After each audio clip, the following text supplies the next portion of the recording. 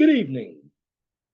Welcome to another edition of the 411 Talk Zone radio show right here on YouTube. My name is Leon Jones, and I got another scam for you.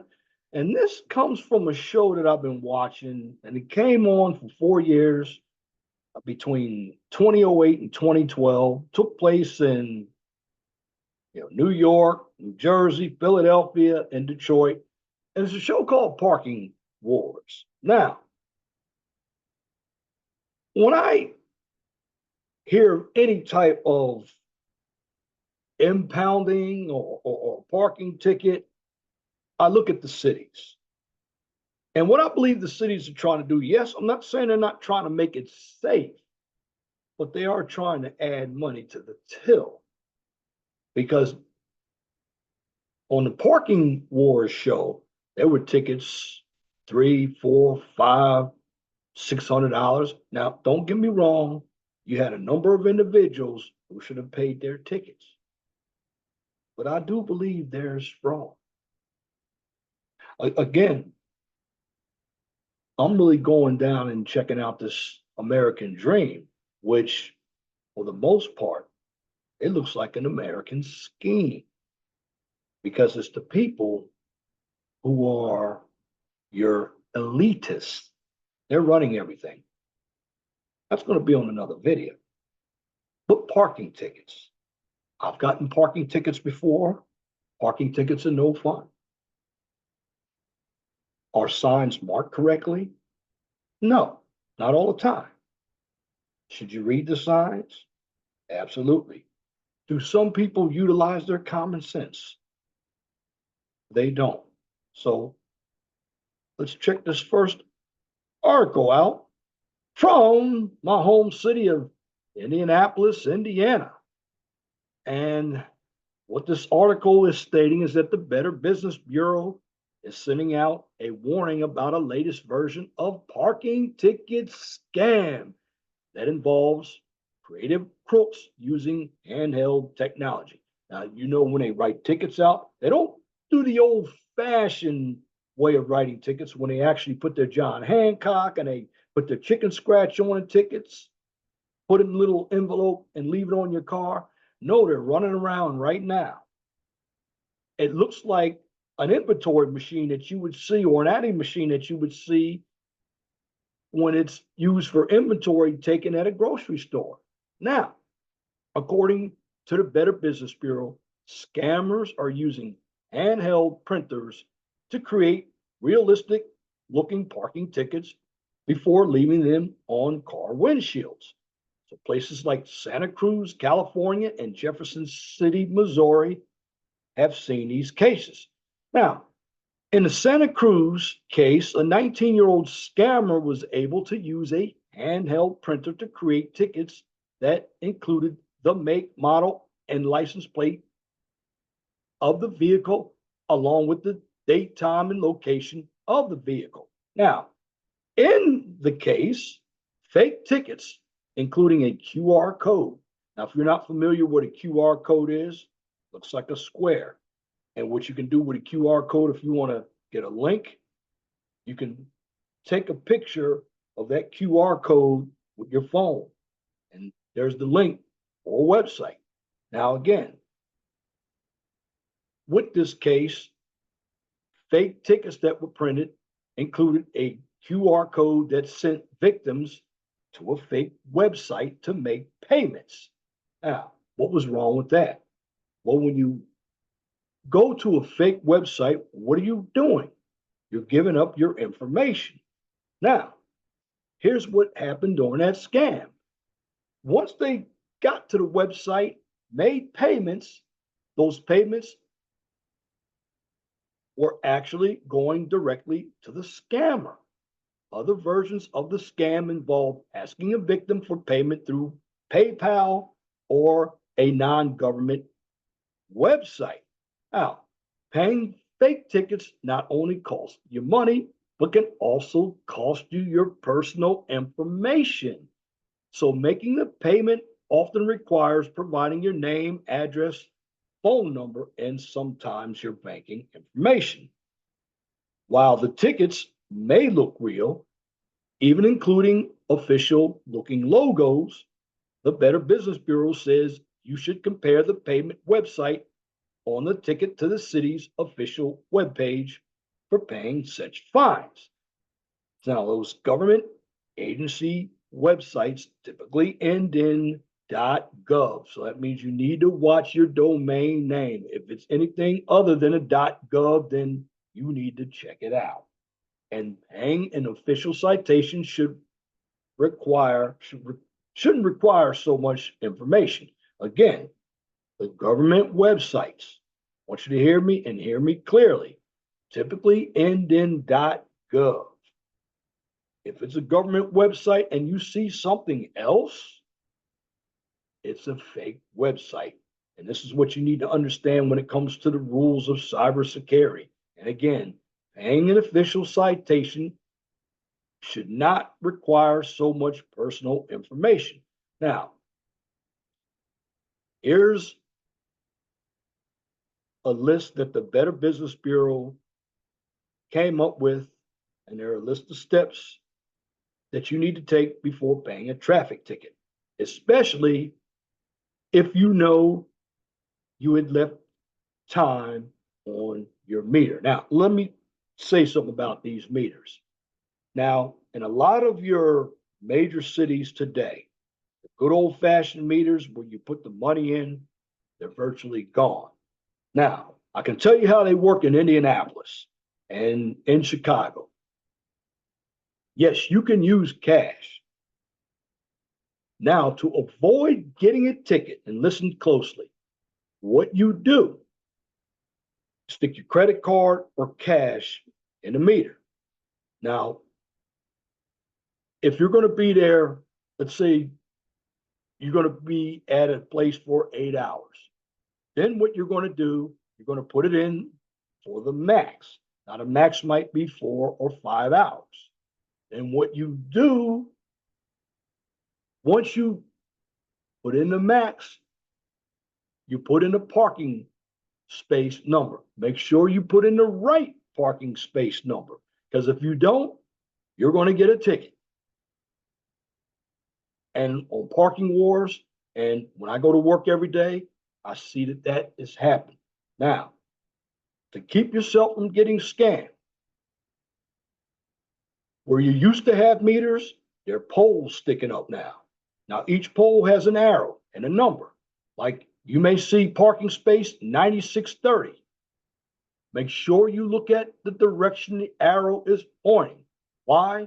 Because if you don't, you're going to pay the wrong, you're going to pay for the wrong parking lot, and you're still going to get a ticket. So,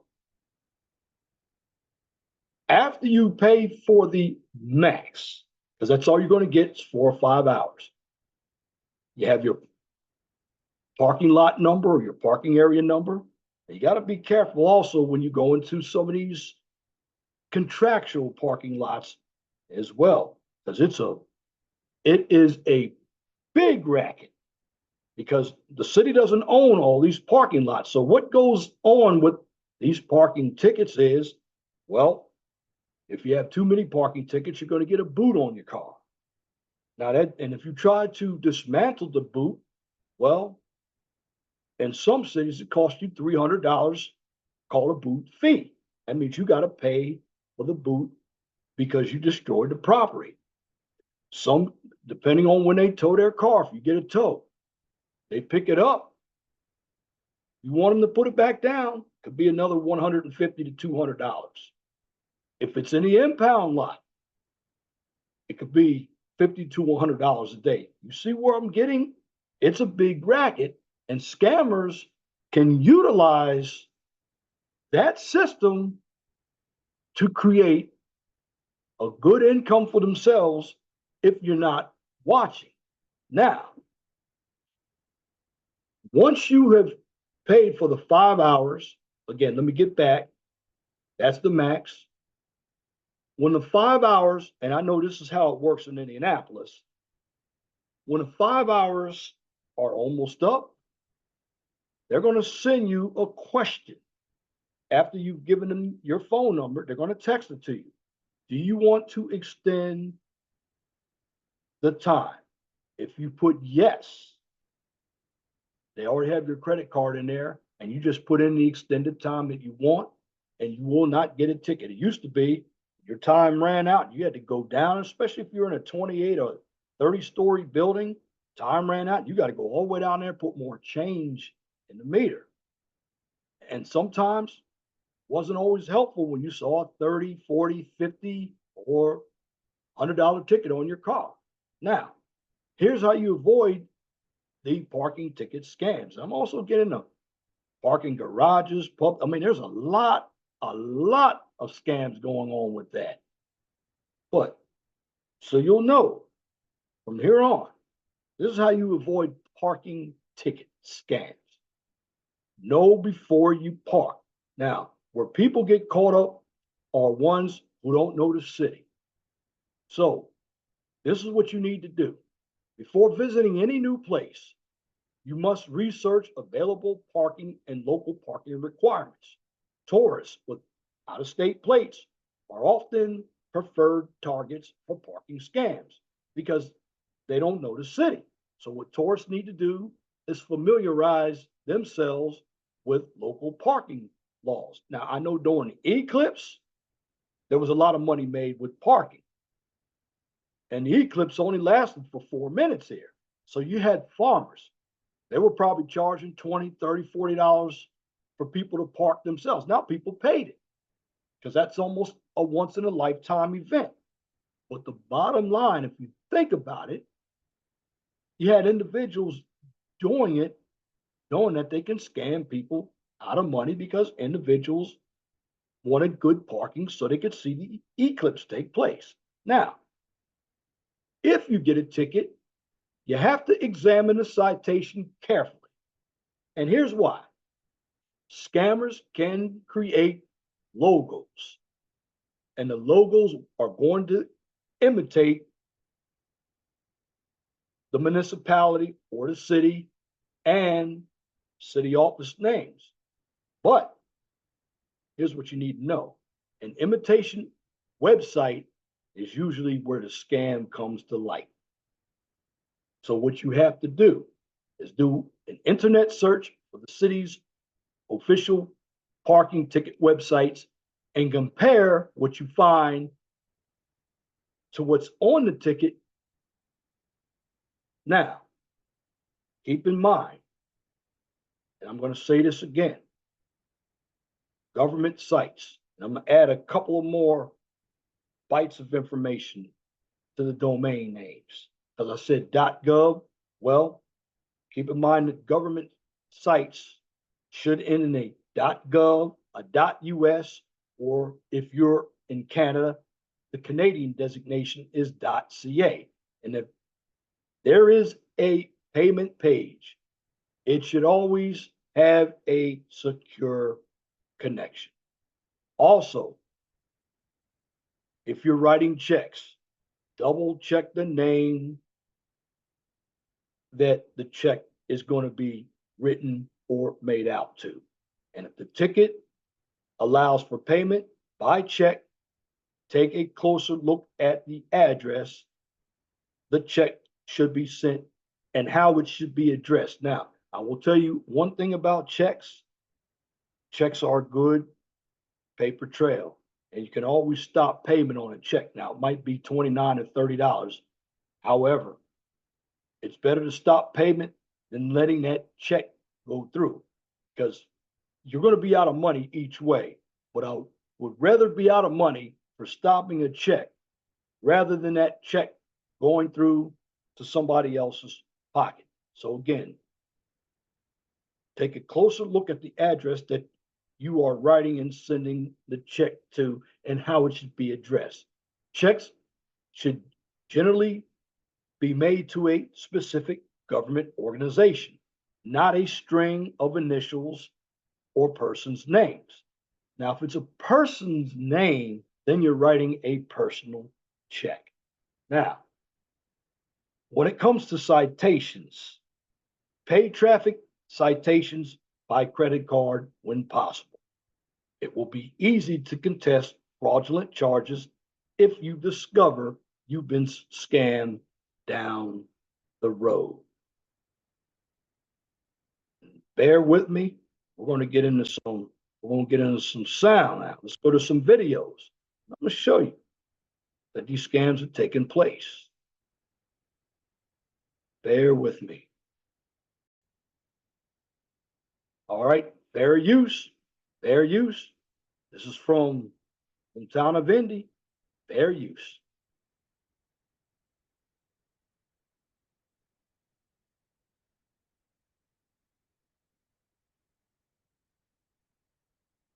Till I started seeing benefits everywhere. Join AARP now for access to exclusive benefits. Plus, find resources for retirement planning and understanding Social Security benefits. So I signed up. Join today for just $9 per year with a 5-year term, and that includes a second membership free. Plus, you'll receive AARP the magazine and this free gift. Call or go online today. It's 5:43 now, and for your money, the Better Business Bureau is warning people about a new parking ticket scam. I might have got on these, huh? It involves handheld printers and creative crooks. Our consumer reporter, Zach Myers, has what you need to know. Well, the only thing worse than paying a parking ticket is paying a parking ticket that's not even real. And it's happening around the country. Here are some examples of fake tickets from the Santa Cruz and Jefferson City Police. The BBB says scammers are using handheld printers to create tickets that look real and then telling victims to pay through PayPal or a fake website. In the Santa Cruz case, a 19-year-old scammer put a QR code on the tickets that directed victims to that fake website for payment. To avoid being a victim, the BBB says do some homework before you pay that ticket, especially if you're sure you still had time left on the meter. The ticket may look real, but what about the website? Do an internet search for the city's official parking ticket payment website and see if it matches what's on the ticket. A real ticket will also have a case number or a citation number, and it won't require a lot of your personal information. And of course, when in doubt, call the agency or the private company that supposedly issued the ticket and ask them to verify that. The BBB has more information about this on their website, and you'll find that attached to this story on CBS4Indy.com. I'm Zach Myers for CBS4 News. IMPD. And that's another thing, too, about these parking facilities before I go on.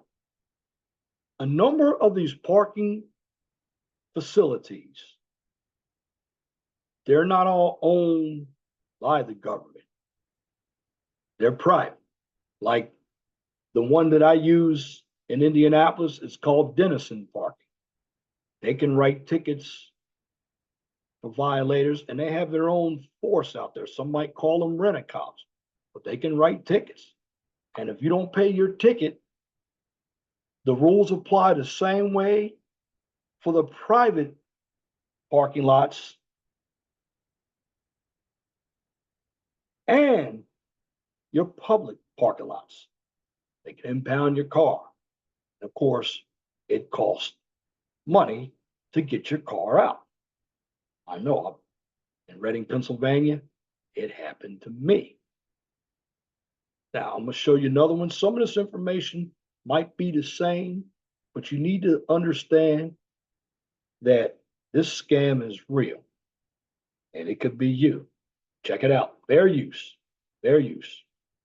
I just got a link to track a delivery. Did you get me a birthday gift? Yeah. I'd Genie that. Have you gotten a parking ticket recently? Before you pay, you might want to make sure it's real first. Brianna Hamblin is joining us live with a warning this morning because, Brianna, Metro Police say some people actually may be getting fake parking tickets. That's right, Ben. Nothing is worse than coming back to your car and finding parking tickets laying underneath your windshield wiper. But Metro Police want to make sure before you pay, make sure it's not a scam. Take a closer look at these two tickets and try to guess for yourself which one is real and which one is fake. Now, this is an easy scam anyone could fall for. The real one is the one on the right labeled parking violation notice and says State of Tennessee, Davidson County, Metropolitan General Sessions That's the QR Court. code. The fake one is the one with a QR code at the bottom and says Metro Nashville parking violation. Now, if you guessed wrong, you aren't alone. I second guessed myself taking a look at these. The fake ticket has been placed on cars saying it is illegally parked and a fine must be paid. The website it indicates, MetroNashvilleParking.com, is a scam. Police say do not pay your ticket there or to any Square account. MMPD and NDOT parking tickets look the same and can be paid online at this website, circuitclerknashville.gov, and you can see it looks much more official. Now, Metro Police say if you do fall for this scam or if you see a fake ticket, go ahead and contact their fraud unit, and we'll have that number for you on our website, newschannel5.com. Back to you.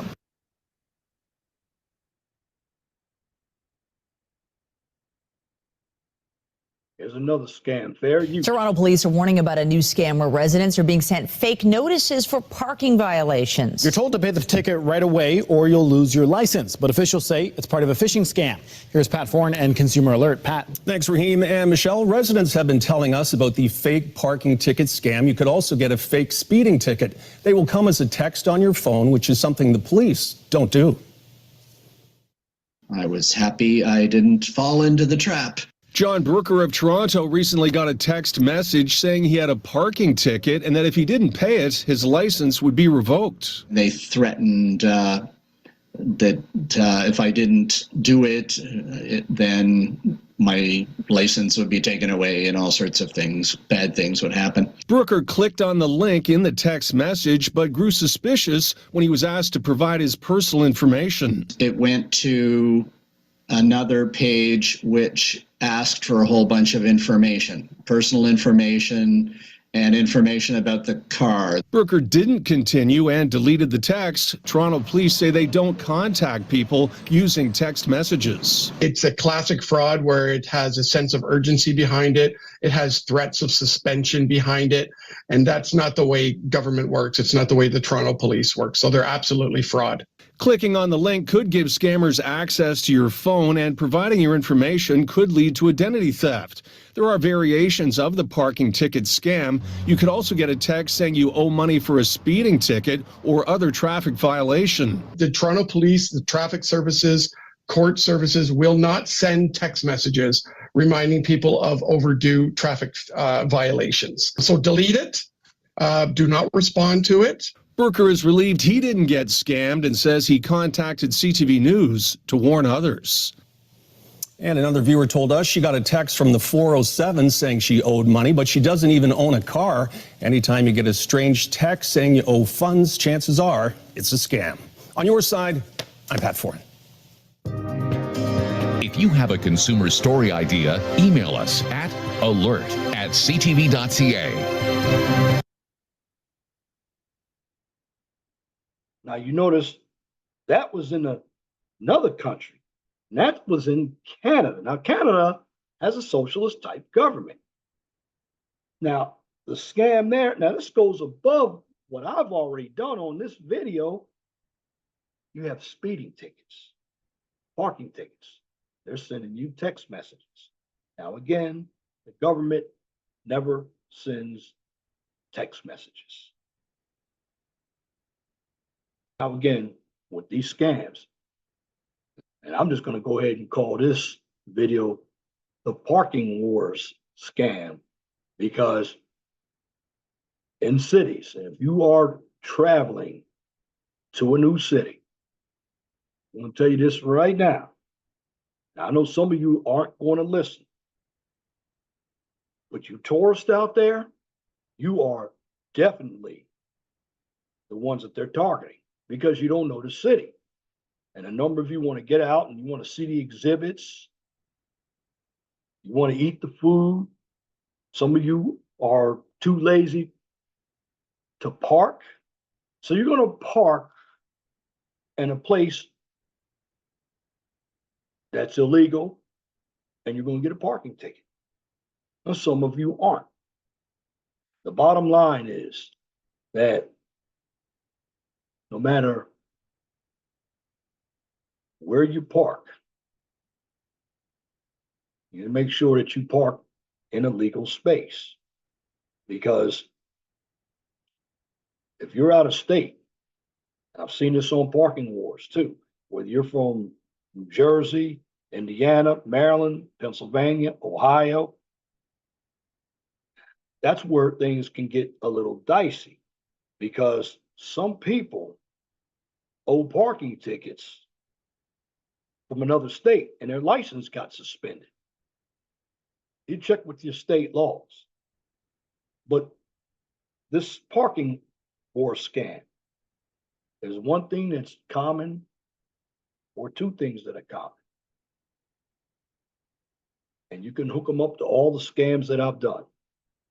And they are the websites, which include the domain names. And it's also personal information. And I've said this over and over and over again.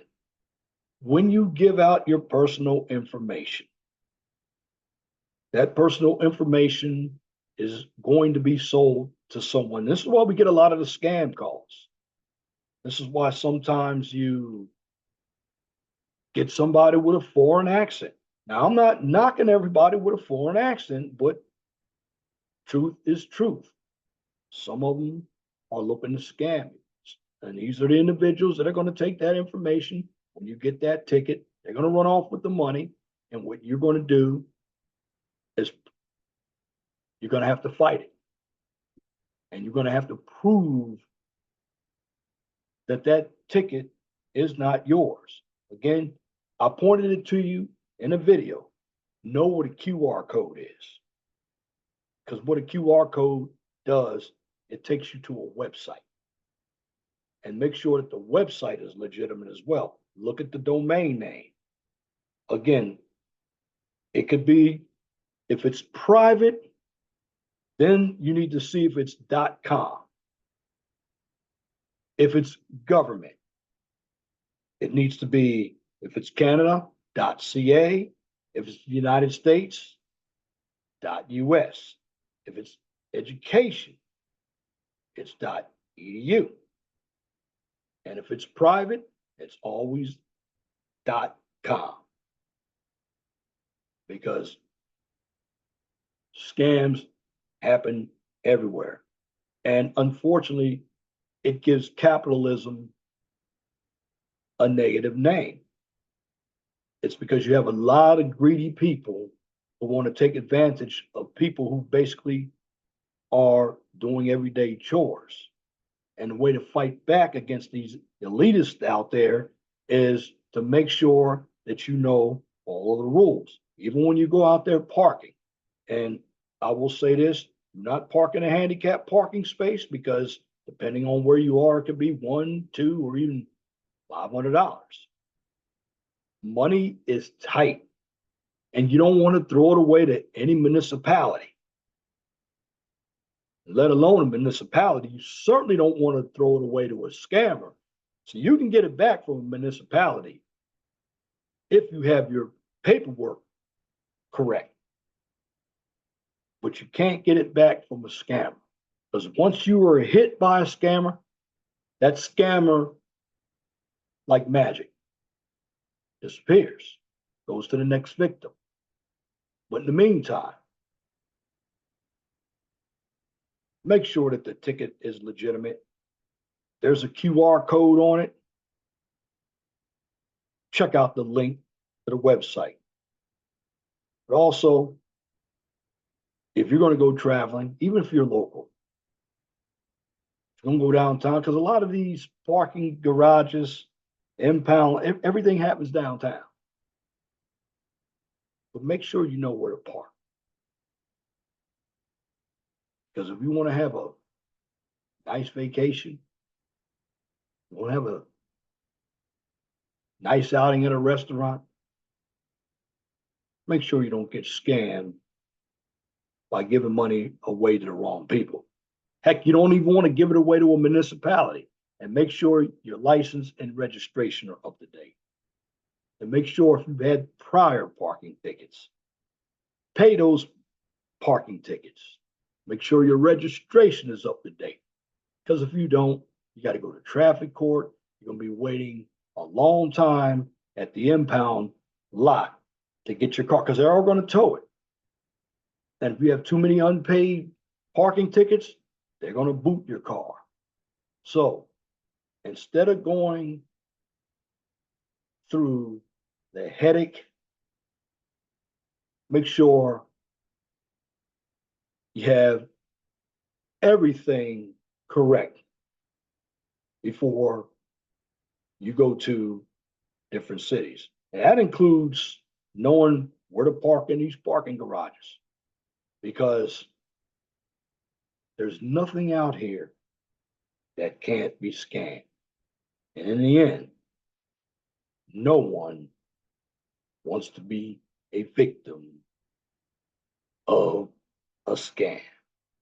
And that's my commentary for this edition of the 411 Talk Zone radio show right here on YouTube. If you like what I just presented, please comment, share, and subscribe. And if you're looking for some STEM content, which I'll be putting up some STEM content tomorrow on my other channel, the QCIS channel. On that channel, you get a daily dose of science, technology, engineering, and math. Now, once I record all of my videos on YouTube, I also upload those pre-recorded videos to my Twitter page. Now, for the QCIS channel, since it is an educational channel, you will also find that channel on my LinkedIn page. And in the end, be blessed for what you have. Don't worry about what you don't have. Always know that the sun rises in the east and sets in the west. And for you haters out there, if it doesn't apply, let it fly. But if the shoe fits, wear it. If you don't like the shoe, change it. And once again, thank you for listening to this edition of the 411 Talk Zone radio show right here on YouTube. Till next time, my name is Leon Jones. I want you all to have a wonderful and gracious evening. God bless you. I'm out.